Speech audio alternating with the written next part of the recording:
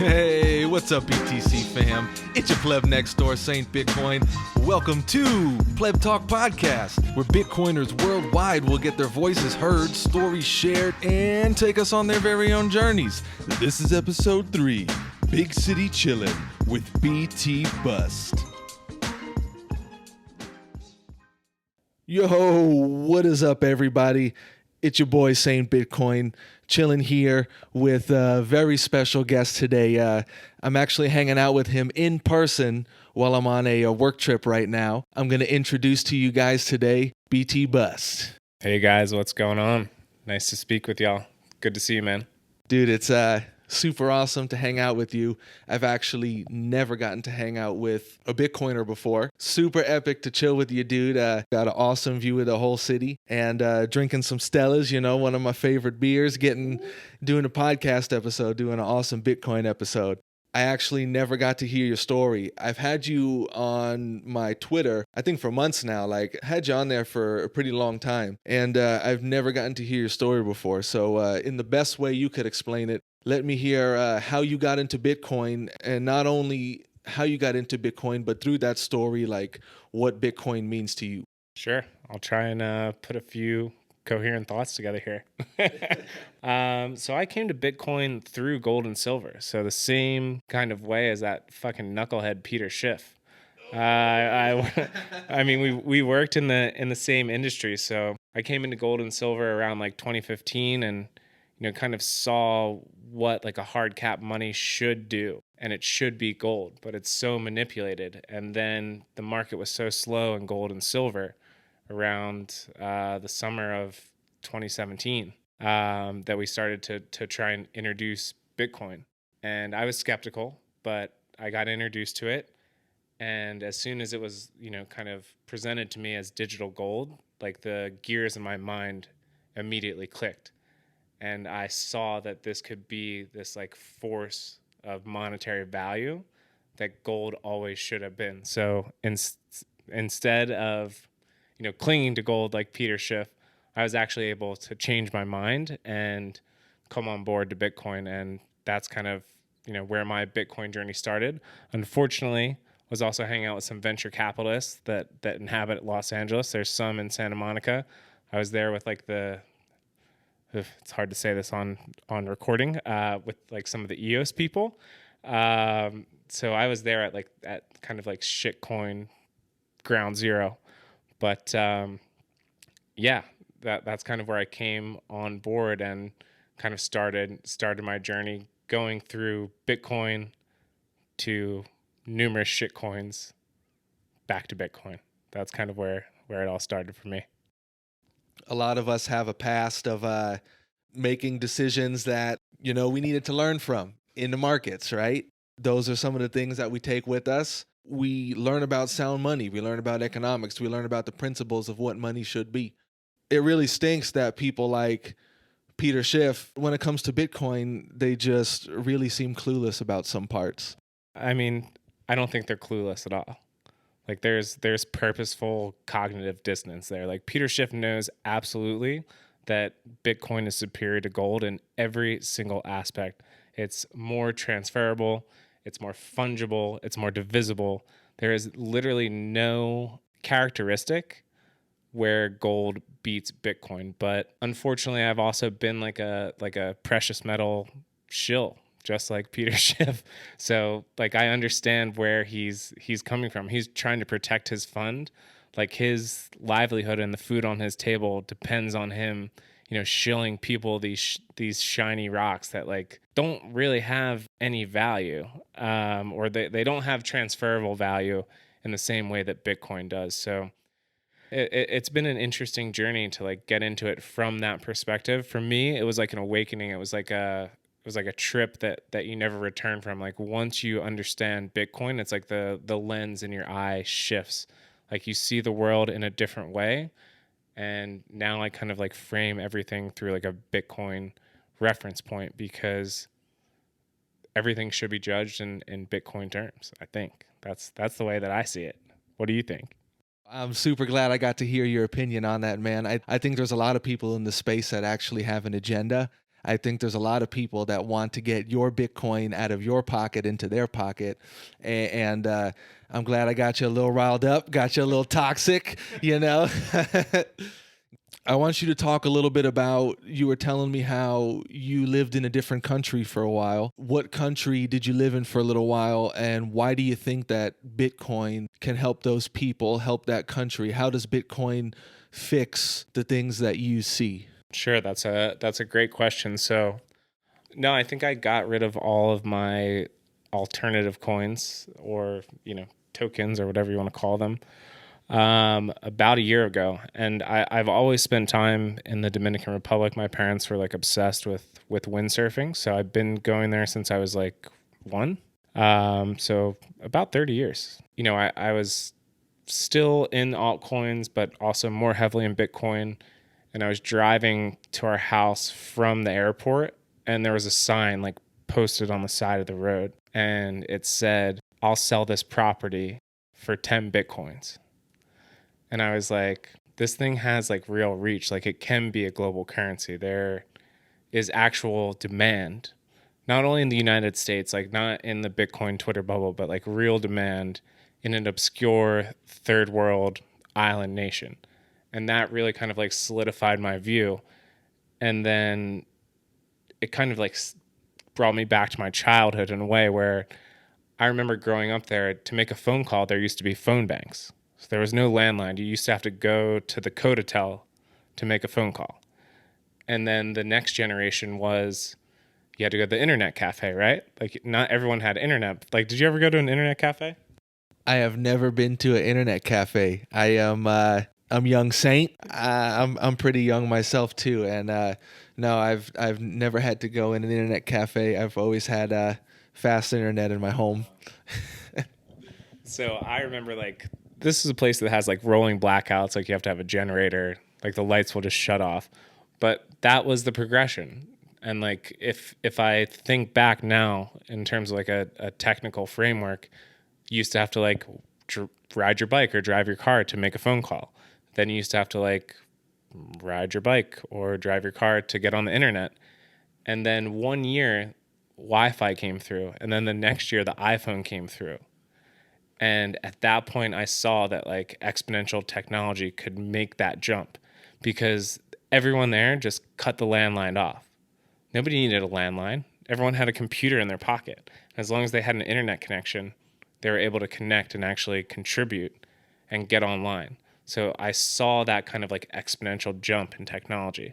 And it brought me back to that, like seeing that sign where it was like, "I'll sell my property for 10 Bitcoin." It kind of all clicked into place for me. And I was like, this is going to work. And this is when Bitcoin was, what was it in December 2018? Like $3,200, $3,300. I started just shilling it to everyone. Nobody listened to me. They're all regretting it now, but That's when I really went all in Bitcoin. And that's when I made the decision to become a Bitcoin maximalist and just really dive in. So I'm super grateful for that too. One of the things I really wanted to ask you is, like, you're putting your time and effort on the line. You're stacking sats. So what does Bitcoin truly mean to you? do we have enough time on this podcast to cover that fully? I think a lot about that. I probably think about it every day, multiple times a day. But I think it's about freedom. I really think it's about freedom. Like, if you look at what's going on around the world, it makes perfect sense for Bitcoin. I think my biggest concern about Bitcoin is like apathy. People won't care, right? But then you cook up the macroeconomic climate that we have right now, and it's like, how can you not find Bitcoin? Like, you have the surveillance state in Hong Kong, Chile, Lebanon, like all of these uprisings, France. You're about to have negative interest rates. Like, imagine giving somebody money and they charge you for it. Like, it's the most ridiculous thing that I've ever heard. So I think that once you start stealing people's money, that they become less apathetic. So for me, I think it's just like the separation of church and state, just in the same way, like money and state. And that Satoshi never did anything that was unintentional, right? And so the fact that it came out on October 31st, I think it is in line with Martin Luther releasing his texts in like the 1500s, which is, being in debt to the church, right? But no, I think it's about the separation of money and state, the same way that we separated church from state. I think that no one entity should have the power to, create and alter the money supply, because the people closest to that money supply always benefit more, and the people at the bottom don't. And I think that's why there's like a lot of inequality and unrest in the world. And will Bitcoin fix that perfectly? Absolutely not. Like, the distribution is not perfect, but it's much better than the current system. The people that were savvy to the technology were the first ones to find out about it, and they were the ones that took the risk at that time. And different people took that same risk over time, and we're taking that same risk today. And that's why we're stacking sats. That's why we're putting our time and energy into Bitcoin, because we really believe that Bitcoin fixes this. We really believe that Bitcoin is that answer to the central banking problems. We believe that Bitcoin is the answer to many things. Exactly. And I think that, what you have to do is like ditch the fiat mindset, right? Because in the fiat mindset, like, it's all about comparison, right? Like, Tina has a Chanel bag, like Rory has a Ferrari, like, fuck all that. Like, comparison is like the theft of joy. But in the fiat system, that's what you're like programmed to strive for. And I think that's what I take out of like stay humble, stack sats. It's about ditching that mindset of comparison. Like, do I wish that I had like the Winklevoss's stash of Bitcoin? Absolutely. But I know that by like working with guys like you and like all the people we talk with on Twitter, by encouraging everyone to like put their time, money, and effort into something that's stored, that keeps its value, that we're all helping each other, right? It's like a self-perpetuating like positive feedback loop. So we don't need to like compare stacks. It doesn't matter how much Bitcoin each and every one of us has. It just matters that we have it and we continue to keep stacking it, and that we all work towards a common goal. Like, that's the difference, right? It's more of like a long-term mindset versus like spending your money on some bullshit. It's like we're all stacking towards this common goal of being able to actually and truly like affect change. And I think that's the coolest part of like the taco plebe thing. Like, yeah, whatever, we're toxic, we like talk some shit, fuck around with people, but we are all pushing each other. It's like a marathon. We're like all together on the marathon. We're throwing each other like waters, bars, whatever. We're fueling each other to get to the end of the road, which is a Bitcoin standard. That was an amazing explanation, dude. That was awesome, man. I really appreciate you, dude. I really appreciate you coming down here, chilling. You being the first Bitcoiner that I got to meet in person. I'm sure I'm going to get to meet many, but it's pretty cool kicking it here, trying to put together an episode. I'm going to edit that part out. Let's gather. We can regather. Let's regather. Are we doing it right so far? I feel a little turn.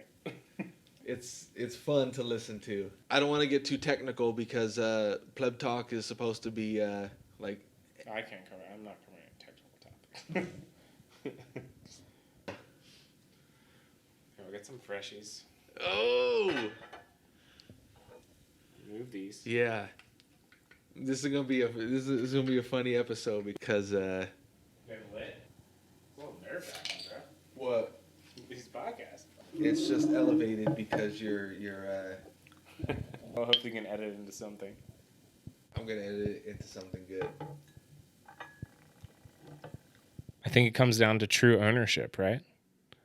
I think this has been discussed, but what can you own besides Bitcoin, right? Like, if you own property, you still have property taxes. Like, the state still has a claim to your property. They can still seize it for eminent domain, like if they want to build a highway. Like, good luck seizing Bitcoin to build like an information superhighway. Like, if you have your private keys, you have true ownership of the most scarce asset that's ever existed in mankind. So for me, it's about true ownership. It's about freedom. It's about having, as we discussed in the chat, fuck you money. Not in terms of like abundance, but in terms of I can do anything that I want with it. And I think that money is like is really should be protected under like the First Amendment, right? Like money is freedom of speech, right?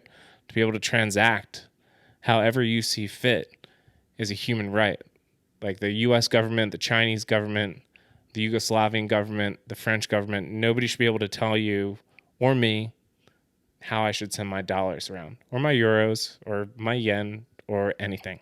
So for me, it's just about being able to send value anywhere, anytime, to any person in any which way. And Bitcoin absolutely fixes this. And I think that's why it will become the global base money, because it is uncensorable. So uncensorability equals freedom. And that's what I like about Bitcoin. There is a need for Bitcoin, and it doesn't matter if you're rich or poor, and it doesn't matter where you come from, and it doesn't matter where you are in society. Everybody has a need for Bitcoin. Everybody has a use for Bitcoin. I think that's absolutely true. Look, you can either figure out Bitcoin now or it'll come and get you. But Bitcoin is going to eat the fiat inefficiencies of the world. It's already coming.